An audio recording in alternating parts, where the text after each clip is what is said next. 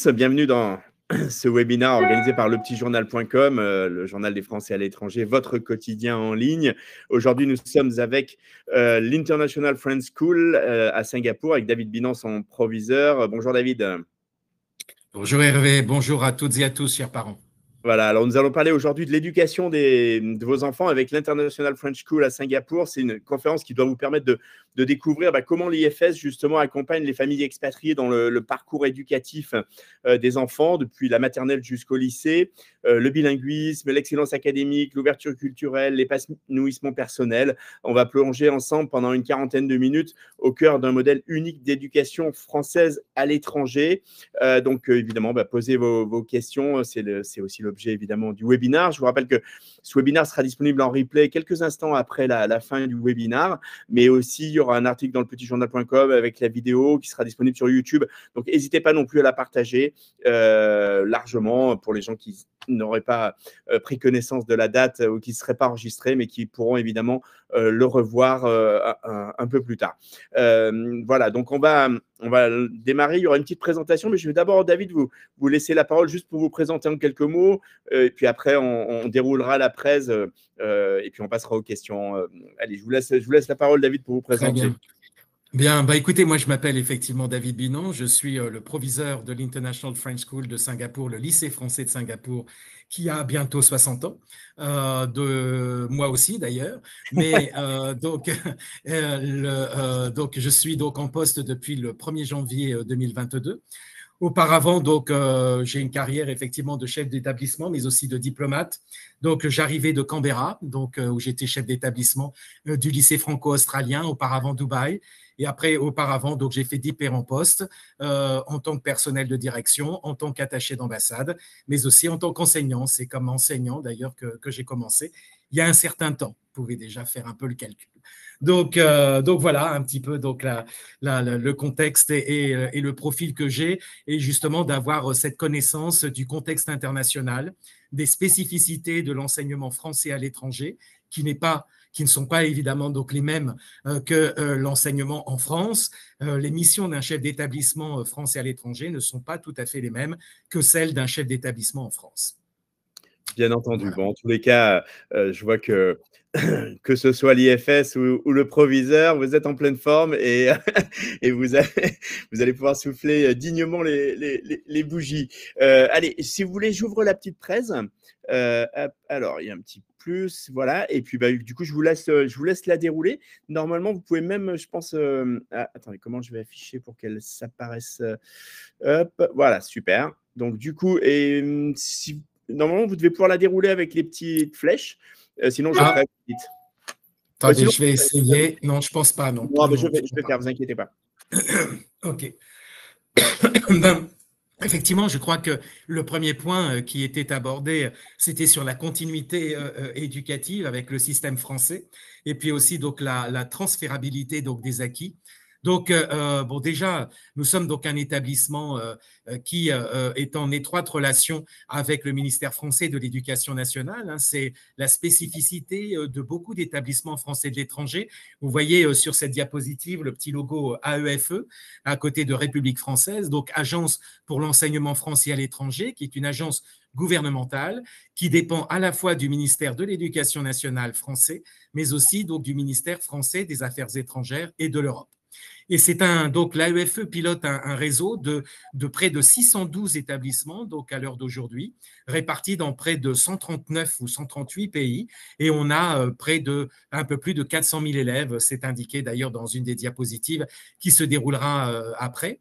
Donc là, pour vous dire effectivement que nous, on reprend les programmes enseignés en France qui nous sont communiqués par l'Éducation nationale, parce que notre établissement, pour pouvoir être officiellement reconnu avec la possibilité de délivrer les programmes officiels français, doit être ce que l'on appelle homologué avec l'Éducation nationale, qui vérifie qu'on est dans les clous et que l'on délivre les programmes de l'Éducation nationale française, conformément à ce qui est requis. Mais la différence tout de même avec un établissement de France, c'est que l'on prend bien évidemment en considération le contexte dans lequel on est. Et donc, notamment par rapport à la langue anglaise, nous avons des élèves qui progressent très rapidement en anglais, certains qui sont anglophones et qui le deviennent très rapidement. Et donc, on accompagne évidemment donc tous nos élèves, parce que globalement, quelles que soient les filières linguistiques que les élèves peuvent suivre au sein de notre établissement, par rapport à l'anglais et au français, ils en ressortent complètement bilingues. Donc, là, cette diapositive vous montre aussi, en effet, donc, les âges des différents élèves, hein, puisque nous continuons maternelle, élémentaire, collège et lycée. Au total, près de 2700 élèves que nous accueillons donc à l'heure d'aujourd'hui. Voilà. Allez, je passe au slide Donc, suivant. ça, on peut passer donc à la diapositive suivante. Effectivement, ça, c'était surtout sur la transférabilité des acquis. Voilà. Parce que, voilà, sur celle-ci. Surtout pour indiquer effectivement que ce réseau que je mentionnais, dont vous voyez quelques chiffres donc, inscrits sur cette diapositive, ça veut dire beaucoup de choses. Ça veut dire qu'on travaille ensemble. Ça veut dire que les enfants, quel que soit l'établissement français de l'étranger qu'ils vont fréquenter, que cela soit à Singapour, à Pékin, donc à Ouagadougou, à Rabat ou aussi donc en Amérique latine ou aux États-Unis, les lycées français suivent le même curriculum, évidemment adapté au public, adapté aux besoins des élèves. Et donc, c'est très important par rapport à cela, c'est-à-dire que vos enfants, si vous êtes amenés à venir à Singapour et après aller dans un autre pays, voire à rentrer en France, eh bien, il n'y aura pas de décalage au niveau des apprentissages, au niveau donc des programmes, au niveau des connaissances et des compétences travaillées. La particularité, c'est que, comme je l'ai dit, on prend en considération le public, notre public d'élèves, notamment par rapport à la délivrance des langues vivantes, à l'enseignement de l'anglais. Nous n'allons pas, évidemment, enseigner l'anglais de la même manière qu'on peut l'enseigner dans certains établissements de France ou du monde, où l'anglais n'est pas forcément pratiqué dans le pays, ou en tout cas pas pratiqué de la même manière qu'à Singapour, dans le pays où vous êtes. Donc, on prend en considération cela. Le deuxième point, c'est que le fait de travailler en réseau, les enseignants sont soit des enseignants titulaires français, donc de l'éducation nationale française, mais aussi ce peut être aussi des enseignants étrangers. Nous avons près de 60 nationalités dans notre établissement, aussi au niveau donc, des personnels étrangers, mais ces personnels étrangers qui, outre la pédagogie de leur pays qu'ils nous apportent et qui nous enrichit, eh bien, donc, sont formés, sont accompagnés pour bien comprendre les attentes du curriculum français. Donc, cela fait partie donc, du deuxième atout. Puis l'autre atout, c'est qu'on travaille en réseau. Et donc, nos élèves peuvent participer à différents événements comme ceux qui s'affichent ici sur cette diapositive, notamment des compétitions sportives comme la photographie que vous voyez donc en haut à droite qui concerne les Jeux internationaux de la jeunesse, qui regroupe la plupart des établissements français de l'étranger qui se retrouvent chaque année en France une année, l'autre année c'est dans un autre pays. Cette année, ça sera à Alexandrie en Égypte. Et donc, pour se rencontrer sportivement parlant, et mon établissement est le grand gagnant de cette épreuve déjà depuis 2 ans. Donc, j'espère, jamais 203, qu'on pourra effectivement continuer à remporter le trophée, même s'il est important de le partager avec d'autres établissements. Donc, et on a la possibilité aussi, vous voyez ce petit logo Agoramonde, nos élèves ont la possibilité, surtout en classe de seconde, d'aller dans le cadre d'un échange avec une autre famille, eh bien, de poursuivre une scolarité dans un autre pays dans le monde pendant 3 ou 4 semaines dans la continuité éducative pour voir, par exemple, des élèves. On va avoir des élèves qui vont partir à San Francisco, d'autres qui vont partir à Bogota, d'autres qui vont partir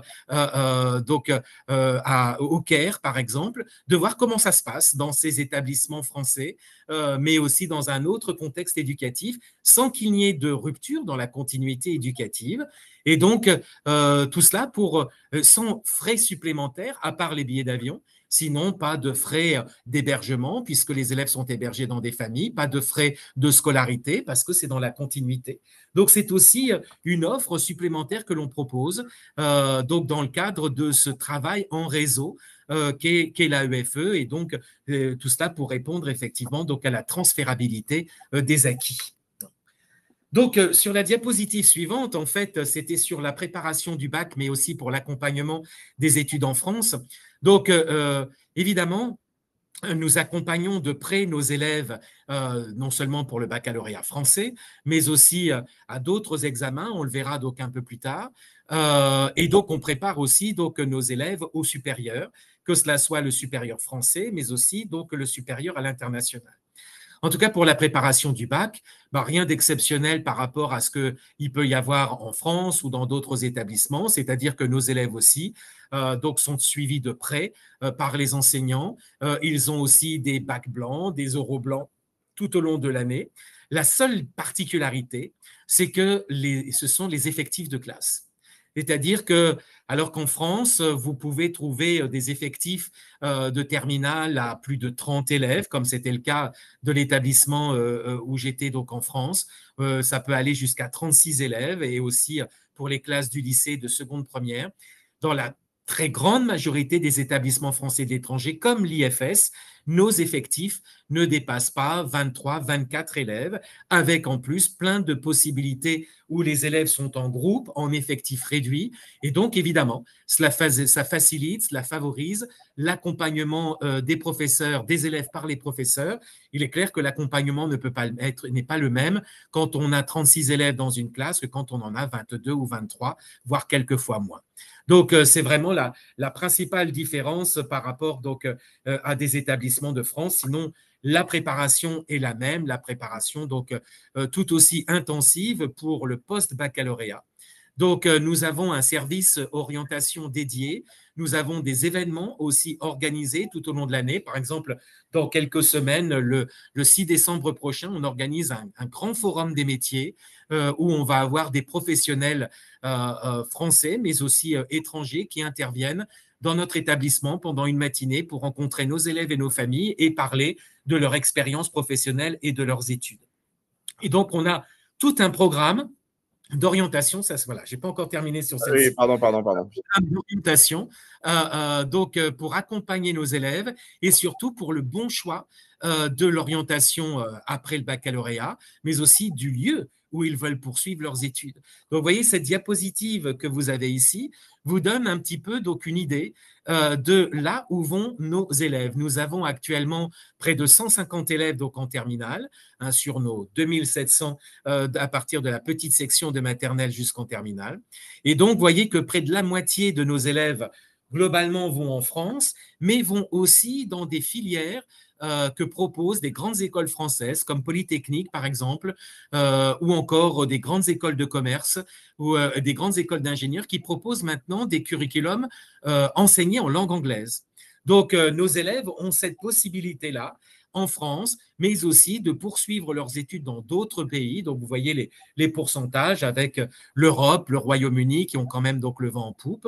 Et vous avez aussi une idée des établissements prestigieux que nos élèves peuvent fréquenter, aussi bien la liste ici, mais aussi par le biais donc des logos de ces grandes institutions françaises, mais aussi donc étrangères, britanniques ou autres, qui accueillent nos élèves après le baccalauréat. Et nos élèves sont bien préparés pour cela et sont reconnus comme tels, notamment par les universités étrangères, pour leur capacité de gérer la charge de travail et aussi leur capacité d'être autonome, d'être indépendant pour gérer leur vie d'étudiant. Et en France, pareil. Et donc, nos élèves n'ont aucun problème quand ils sont français, étrangers, à s'adapter à n'importe quel système éducatif. Ils sont préparés pour cela et ils sont préparés aussi pour la poursuite d'études en France. Et donc, les études à l'étranger sont aussi très bien reconnues par les classes préparatoires, les grandes écoles françaises, les classes préparatoires aux grandes écoles, mais aussi donc des organismes comme école de commerce, école de management. Nous, à l'IFS, on a près de 35% de nos élèves de terminale qui poursuivent des études dans des écoles de commerce et 35% dans des écoles d'ingénierie. Et les autres, donc, se répartissent sur des écoles, des écoles ou des études plus littéraires, plus artistiques, mais aussi des études médicales.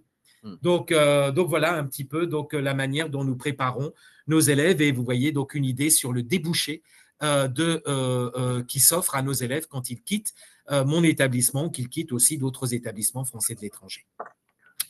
L'autre point, c'était qu'effectivement, pour en arriver là, pour que nos élèves soient fin prêts à quitter notre établissement, à prendre leur envol, à quitter le cocon familial et à mener donc leur vie de jeunes adultes et d'étudiants, eh bien, il est très, très important pour nous que nos élèves soient épanouis.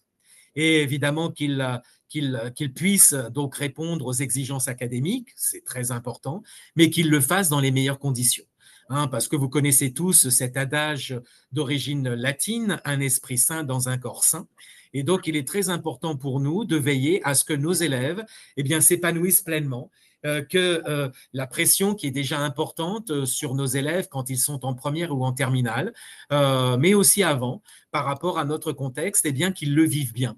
Et puis, nous, on accueille tous les élèves aussi dans notre établissement. Comme on le sait, nous avons des élèves qui ont des difficultés d'apprentissage qu'on connaît. Ce sont les dys notamment, dyslexie, dysgraphie, dyscalculie, les troubles et déficits d'attention. Mais aussi, on a des élèves qui, comme n'importe quel élève, quand ils rentrent dans l'âge de l'adolescence, se posent un certain nombre de questions auxquelles ils ont peut-être des difficultés pour y répondre.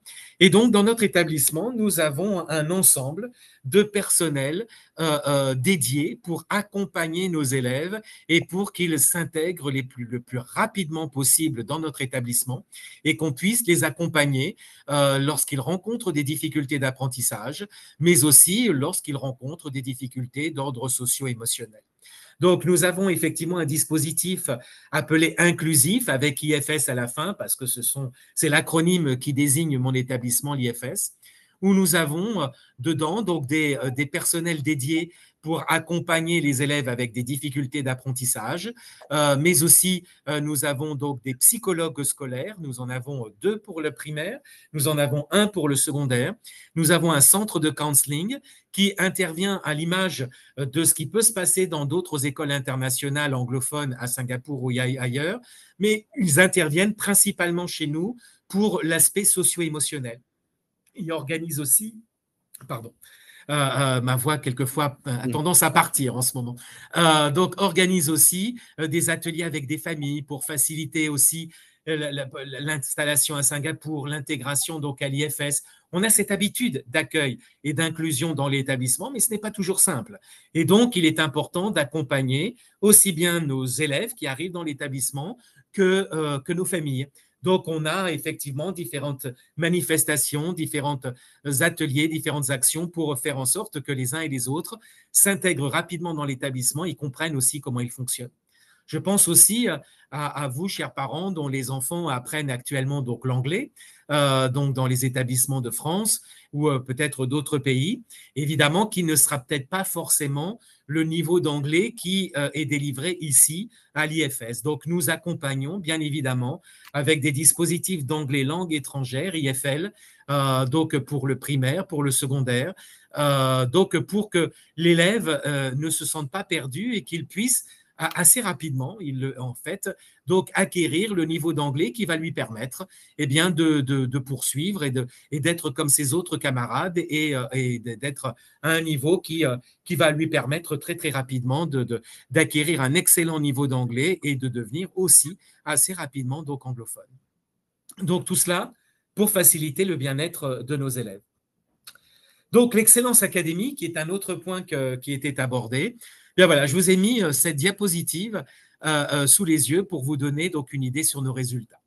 Donc en plus, vous voyez des résultats avec des élèves qui ne sont pas tous francophones, qui apprennent le français chez nous, qui l'apprennent aussi quelquefois tardivement, en 6e et en 5e, et qui font partie de nos meilleurs élèves à la fin, avec de très très belles mentions. Donc, vous voyez, nous avons des résultats de 100% de nos élèves qui obtiennent le brevet. En France, cette année, c'était de mémoire un peu plus de 86%. Pour le baccalauréat, en France aussi, on se rapproche des 100%, on est à 90%, un peu plus de 90% pour le baccalauréat général. À l'IFS, vous voyez, on est à 100%, mais ce qui est un peu intéressant aussi, c'est de voir le petit pourcentage qui s'affiche en dessous sur les mentions très bien et très bien avec les félicitations du jury, où nous avons eu près de 45% de nos élèves de terminale qui ont décroché la mention très bien ou la mention très bien avec les félicitations du jury. En France, c'est 8%. Tout cela, donc, c'est notamment dû à ce que j'évoquais tout à l'heure sur les effectifs par classe, sur l'accompagnement des enseignants, mais aussi donc l'accompagnement des familles, la confiance qu'ils nous portent, l'accompagnement donc que l'établissement propose pour permettre donc la réussite de tous nos élèves. Et je répète, nous accueillons tous les élèves. Nous ne faisons pas de sélection donc à l'entrée pour dire lui, voilà, il va baisser nos pourcentages de réussite. Ça peut arriver dans certains établissements. Ce n'est pas la politique de l'IFS. Nous mettons en place, dans la mesure de nos possibilités, bien évidemment, tout ce qui peut être mis en œuvre pour accompagner nos élèves. Nous avons des élèves aussi avec un profil autistique et donc on les accompagne de notre mieux. Cette diapositive aussi pour vous indiquer que nous avons aussi d'autres tests, d'autres examens qui sont des examens de langue que nos élèves passent par rapport à l'anglais. Là, c'est le cas de l'IGCSE. Et vous pouvez voir un peu, donc c'est un examen qui est passé à la fin de la seconde et qui pour nous est surtout un premier examen qui atteste d'un certain niveau d'anglais pour nos élèves de seconde. Auparavant, nous avons un examen de Cambridge pour nos élèves de sixième qui s'appelle l'APTIS.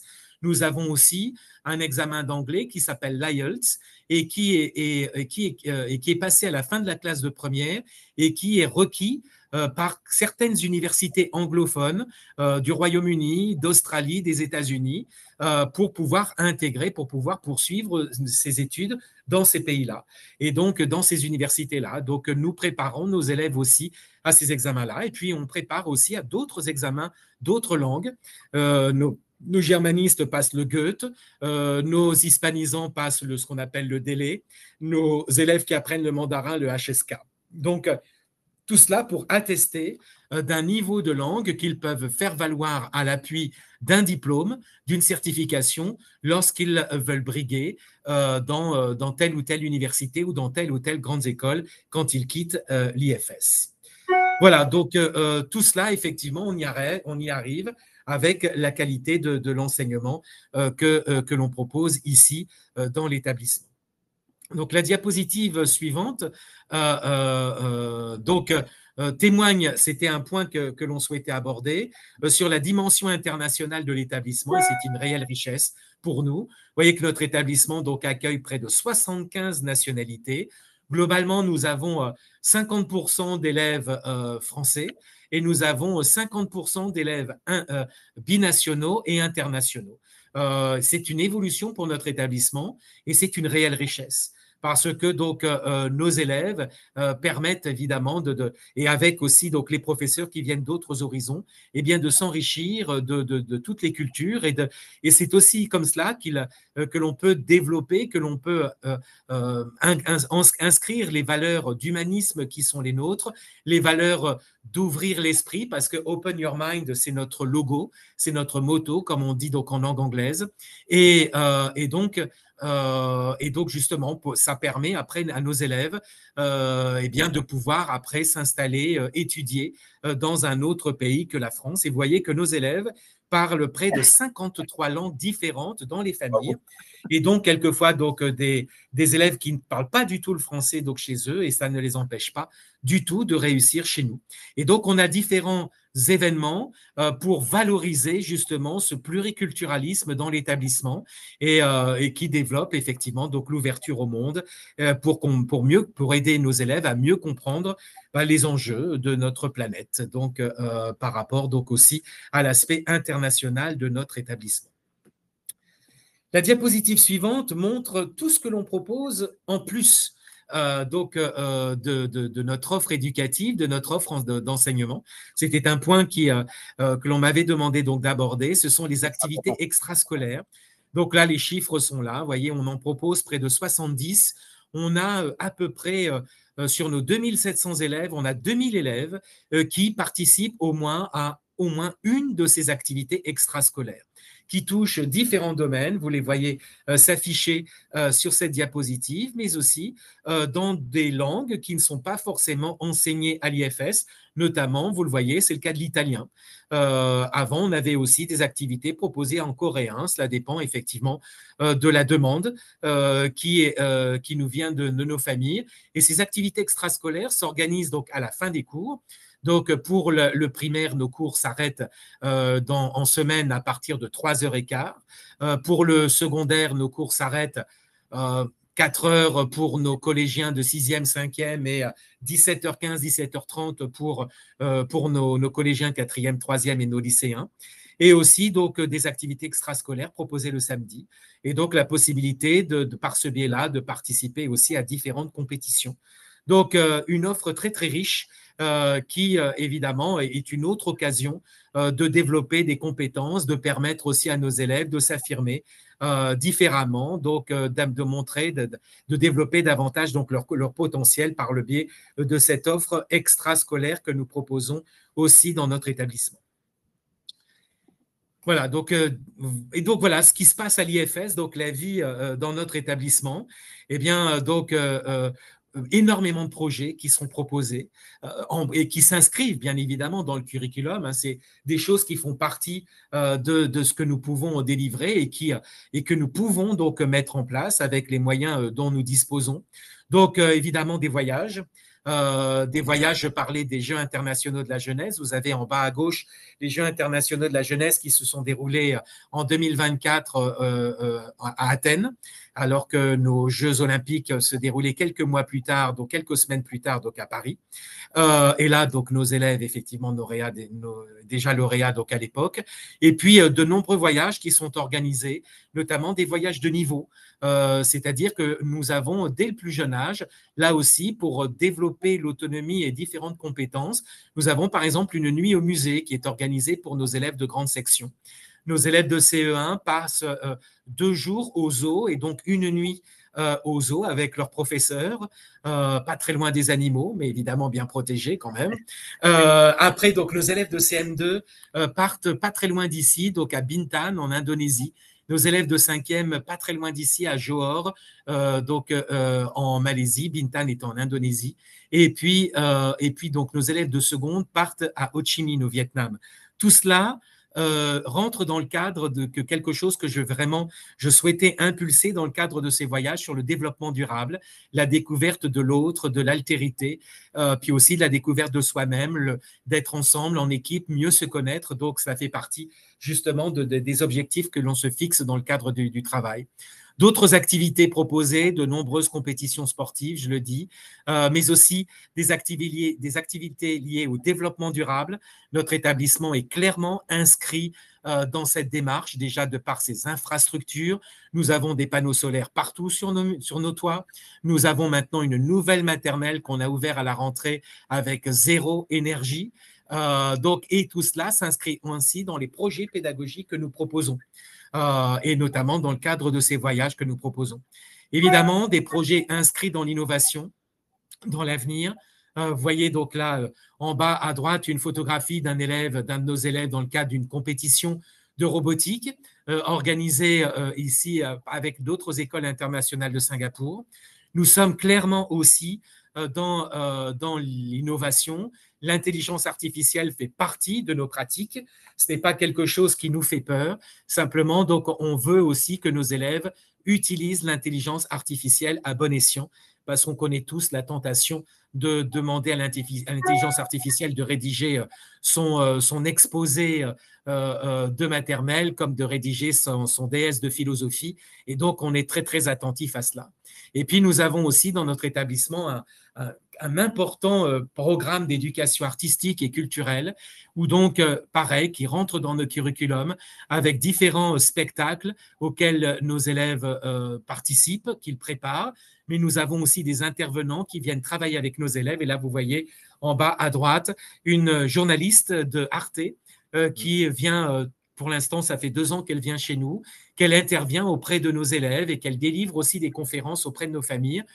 Donc là, sur les dangers des fake news, par exemple. Donc, toujours dans cet esprit citoyen, hein, de préparer nos élèves aux différents enjeux de l'avenir et d'être en mesure de pouvoir donc les gérer, toujours avec l'esprit critique que l'on développe derrière. Après, donc, il y avait peut-être un point, voilà, sur l'éducation française bilingue. Oui, parce que notre établissement s'inscrit clairement dans le plurilinguisme. Et donc, avec le français, l'anglais, comme je l'ai dit tout à l'heure, quel que soit le courant, la filière, le parcours que nos élèves suivent, ils en sortent parfaitement bilingues en français et en anglais. Donc là-dessus, il n'y a aucun problème. Et donc, après, nous introduisons de plus en plus la langue mandarine. Donc là, vous voyez, on a mis en place un parcours unique plurilingue pour la maternelle qui va, année après année, se développer dans le secondaire avec des moments d'enseignement en langue française, d'enseignement en langue anglaise, d'enseignement en langue mandarine. Ce sont les programmes français qui se répartissent évidemment donc les matières, mais aussi des moments de co-enseignement, c'est-à-dire que important pour comparer comment on enseigne, par exemple, ce concept mathématique en langue française, en langue anglaise, et aussi pour permettre à nos élèves de se rendre compte qu'il n'y a pas forcément une seule manière pour arriver, par exemple, à un résultat mathématique.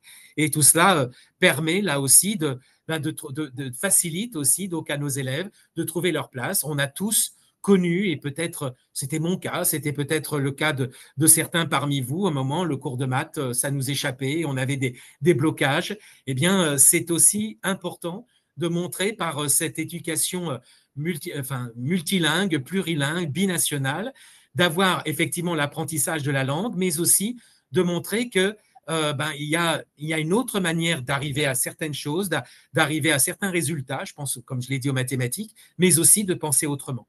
Cela contribue à ouvrir l'esprit de nos élèves et de toujours voir par le biais de nos enseignants dont certains viennent de différents horizons éducatifs comment tel événement, tel fait et comment tel concept aussi est enseigné et délivré donc et perçu au sein de notre établissement. Donc c'est une réelle richesse cette éducation française plurilingue. La diapositive suivante vous montre aussi les différents parcours que l'on propose au secondaire. Donc, avec une filière classique, on a quand même beaucoup plus d'heures d'anglais qui sont données même dans cette filière dite classique, mais aussi la possibilité pour nos élèves qui sont capables de gérer une charge de travail supplémentaire, qui ont un bon niveau d'anglais, eh bien de rejoindre la section internationale britannique ou la section européenne à partir de la seconde. La différence, c'est que la section internationale britannique, ce sont un certain nombre, d'abord l'enseignement de l'anglais, mais aussi d'autres matières qui sont délivrées avec une approche anglo-saxonne et qui aboutit au passage de ce que l'on appelle le baccalauréat français international que l'on peut préparer aussi en France dans de plus en plus d'établissements français de métropole. La section européenne, c'est 2 heures, 1h30, 2 heures d'anglais, en plus donc des autres enseignements, même d'anglais, mais aussi donc délivrés en langue française, où là, c'est une discipline non linguistique, l'histoire-géographie ou les sciences, qui sont enseignées donc en langue anglaise. Et puis, nous avons aussi une section orientale, comme je parlais tout à l'heure du mandarin, qui est présente chez nous. Et puis, vous voyez aussi, par le biais des drapeaux, qui se trouvent sous ces parcours, eh bien, que nous proposons aussi l'enseignement de l'espagnol, l'enseignement de l'allemand, du mandarin, comme je l'ai dit, et puis l'enseignement du latin. Alors, vous voyez, c'est le visage de Jules César d'Astérix qui apparaît, mais en même temps, c'est quelque chose qui est très important dans notre établissement et on a beaucoup d'élèves qui décident de poursuivre le latin, pour lesquels on fait déjà de l'initiation à la civilisation gréco-latine en 6e, et qui poursuivent et qui passent aussi une certification européenne en seconde, première, qui s'appelle Euroclassica, et qui est reconnue dans tous les pays de l'Union européenne, et aussi qui peut être mis en valeur pour le post-bac. Et on a un réel succès pour nos élèves qui passent donc un diplôme qui est d'un niveau quand même donc assez élevé et qui correspond donc au niveau déjà du baccalauréat, le niveau requis pour le baccalauréat donc à la fin de la terminale. Donc voilà un petit peu donc un échantillon donc des différents parcours linguistiques que nous proposons aussi bien donc en maternelle, à l'élémentaire et maintenant donc dans le secondaire.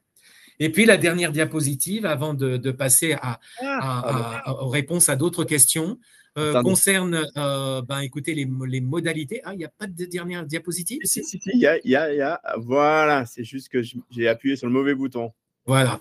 Voilà. Donc, ce sont sur les inscriptions. Donc, on espère que vous envisagez donc une installation à Singapour, que, chers parents, vous envisagez aussi d'inscrire vos enfants dans notre établissement. Donc, vous avez les modalités qui s'affichent ici. En fait, on inscrit globalement tout au long de l'année. Mais effectivement, c'est-à-dire on a cette habitude d'accueillir des enfants tout au long de l'année scolaire. Tout dépend effectivement des dates de mutation donc des familles, mutation professionnelle de papa ou de maman, donc ici à Singapour, voire des deux évidemment, donc à Singapour. Après, pour l'année prochaine, nous avons donc aussi un calendrier. Donc vous voyez que les inscriptions commencent officiellement pour la rentrée de septembre 2026 à partir du 13 janvier 2026. D'ici là, n'hésitez pas. N'hésitez pas donc à nous contacter par le biais des adresses qui s'affichent ici donc pour avoir plus de renseignements. Si vous avez l'occasion de venir aussi à Singapour, de venir nous rendre visite, hein, on vous accueillera pour vous faire visiter notre établissement, qui est un vaste établissement qui s'étend sur près de 5 hectares et demi ici à Singapour, mais qui certes est imposant par sa taille, mais ça n'empêche que, quand je l'ai dit, au niveau des effectifs par classe, au niveau de l'accompagnement de nos élèves, eh bien, on est très, très attentif pour être au plus près du besoin de chacune et de chacun de nos élèves. Voilà globalement donc ce que je voulais dire, Hervé et chers parents. Merci beaucoup, David Binan, le proviseur de l'IFS. Merci, c'était une présentation extrêmement complète. Je crois que vous avez vraiment répondu à toutes les questions et c'est très précis, très clair. Donc, je pense qu'évidemment, les internautes, n'hésitez pas à contacter le lycée pour les modalités d'inscription, pour une visite, comme le proviseur l'a souligné, si vous préparez votre voyage, votre installation à Singapour, ou si vous êtes déjà sur place, bien évidemment. Et puis, peut-être avant le mot de la fin, je vous rappelle juste que ce webinaire sera disponible en replay dans quelques instants après la fin. Vous allez recevoir ça sur votre adresse mail. Et il y aura également sur le petitjournal.com, donc votre quotidien en ligne, un article avec la vidéo YouTube, donc très facile à partager. Donc si vous avez des connaissances, des amis, d'autres parents, d'autres enfants qui seraient intéressés ou qui seront intéressés parce qu'ils vont se rendre à Singapour par exemple, et bien évidemment faites-leur connaître, faites-leur suivre, c'est extrêmement important. Peut-être David, juste un petit dernier mot de la fin pour rappeler à quel point Oui. c'est important c'est un gros avantage finalement de suivre ce curriculum français dans un contexte international. Alors, avant de conclure, Hervé, il y avait une question qui était posée que je vois s'afficher Pardon, ici, je n'ai pas vu. qui était, je la lis, vous avez dit en France 8% de mentions très bien, et les félicitations du jury, ça veut dire quoi? Écoutez, au baccalauréat, il y a des mentions, hein. Et donc, à partir de 14, on a la mention, de 14 à 16, donc on a la mention assez bien, de 16 à 18, la mention bien, et de 18 à 20, on a la mention très bien. Je pense que c'est à peu près ça. Et donc sur 20, bien évidemment, puisqu'il faut avoir la moyenne de 10 sur 20 pour décrocher le baccalauréat. Ça veut dire qu'effectivement, en France, mais là aussi, c'est toute comparaison et toute proportion gardée. Nous ne sommes pas dans le même contexte, bien évidemment. Hein, donc, on ne parle pas des mêmes effectifs élèves, on ne parle pas du même contexte socio-économique, donc selon les établissements de métropole ou de l'étranger. Mais qu'en France, on a 8% des bacheliers qui obtiennent effectivement donc les félicitations, la mention très bien et les mentions très bien, et encore moins avec les félicitations du jury. À l'étranger, et notamment dans notre établissement, pour les raisons que j'ai expliquées, et c'est un peu aussi toute la présentation pour cela, on arrive à un pourcentage de 45% d'élèves qui décrochent la mention très bien ou la mention très bien avec les félicitations du jury. Voilà, je ne sais pas si c'est C'est la très réponse précis. donc à la question. C'est très précis. Merci pour cette réponse. Et pardon, j'ai zappé la question, mais en tous les cas, c'est extrêmement impressionnant parce que c'est quasiment 1 sur 2 en fait. Bravo. Ouais. On essaye de mieux en mieux. Quelquefois c'est mieux, quelquefois fois. C'est pour vous dire, hein, c'est-à-dire qu'on ne fait pas la sélection. Il y a certains établissements qui Oui. peuvent faire une sélection des élèves. Nous, on avait des élèves qui ont décroché le bac, c'était pas simple, hein. Mm. Et on les a accompagnés par rapport à tout ce que l'on met en place et dans la mesure de nos possibilités. Tous les autres établissements, et là-dessus, je ne dis pas qu'ils ne sont pas accompagnés en France, mais comme je l'ai dit, quand on a 36 élèves dans une classe, c'est beaucoup plus compliqué. Et donc, et les équipes sont évidemment impliquées, dédiées pour faire le maximum pour que tous leurs élèves décrochent le bac, mais ce n'est pas aussi simple que ça. Et Ouais. même dans nos établissements, avec les moyens que nous avons à disposition, les effectifs que nous avons par classe, eh bien, nous avons aussi des élèves pour qui ce n'est pas simple. C'est compliqué et on s'efforce et on les accompagne pour aller, donc pour décrocher ce Graal important qui est le premier diplôme universitaire pour rejoindre l'université.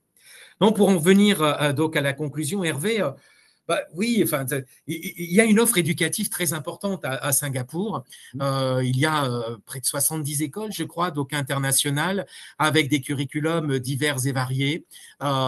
Et tout dépend effectivement de ce que vous souhaitez pour votre enfant et de la manière aussi, parce qu'on parle aussi de l'IB qui est très présent donc à Singapour, qui est l'International Baccalaureate, qui n'a pas la même philosophie, qui n'a pas la même approche pédagogique, qui a ses atouts, comme tout système éducatif, qui a ses atouts, mais aussi qui a ses fragilités. Nous, à l'IFS, on connaît bien les atouts et les fragilités de notre système éducatif, mais par rapport aux moyens dont nous disposons, eh bien, on n'a pas énormément de fragilités que l'on peut mettre en avant pour notre système éducatif français. Parce que, certes, on garde cette réputation d'être un enseignement rigoureux, mais qui a ses vertus pour certains élèves étrangers dans notre établissement, qui développe l'esprit critique. C'est un élément aussi très important ici, donc, que nos élèves internationaux mettent quand même beaucoup en avant, mais un esprit critique effectivement constructif, qui se pose toujours les bonnes questions par rapport aux informations, par rapport aux outils qui facilitent apparemment donc la vie pour avoir l'information ou pour faire le travail. Je pense notamment donc à l'IA. Et nous, donc, on est là pour dire c'est super l'IA, mais il faut faire très attention à cela. Donc, on sensibilise beaucoup donc nos élèves à des problématiques comme ça, comme des problématiques de cybersécurité. On a aussi évidemment, comme dans tout établissement, des problématiques de harcèlement à l'école. Nous ne sommes pas évidemment exempts de ce fléau, mais nous avons aussi des personnels dédiés pour cela. Nous avons une cellule anti-intimidation avec des personnels formés qui interviennent avec les équipes éducatives, avec les psychologues, les counselors pour le secondaire, pour gérer ces phénomènes, ces situations qui sont un véritable fléau, donc notamment par le biais des réseaux sociaux. Donc, on a effectivement des atouts et que je n'ai pas de complexe à mettre en avant pour justement donc offrir le meilleur, parce que notre établissement n'est pas un établissement gratuit. C'est un établissement privé qui a des frais de scolarité qui sont certes 40% inférieurs à des frais de scolarité proposés dans plein de grandes écoles internationales ici. Mais ce n'est pas parce qu'elles sont inférieures que la qualité de notre offre éducative est moindre. C'est notre approche française d'avoir un enseignement de grande qualité, mais qui est accessible à tous. Eh bien, Voilà, ça merci sera le mot de la fin, Hervé. C'est un très beau mot de conclusion, cher David, et merci pour cette présentation exhaustive, très complète sur cette thématique, l'éducation de vos enfants avec l'International French School, l'IFS de Singapour. Les internautes, vous pourrez revoir, comme je le disais, cette présentation en replay. Et puis surtout, évidemment, prenez contact avec l'IFS, avec David Binan, le proviseur. Un très grand merci à tous et merci David. Et puis, écoutez, bonne soirée, bonne journée selon où vous êtes et à très bientôt. Merci beaucoup, au revoir. Merci beaucoup, Hervé. À bientôt. Merci, au revoir.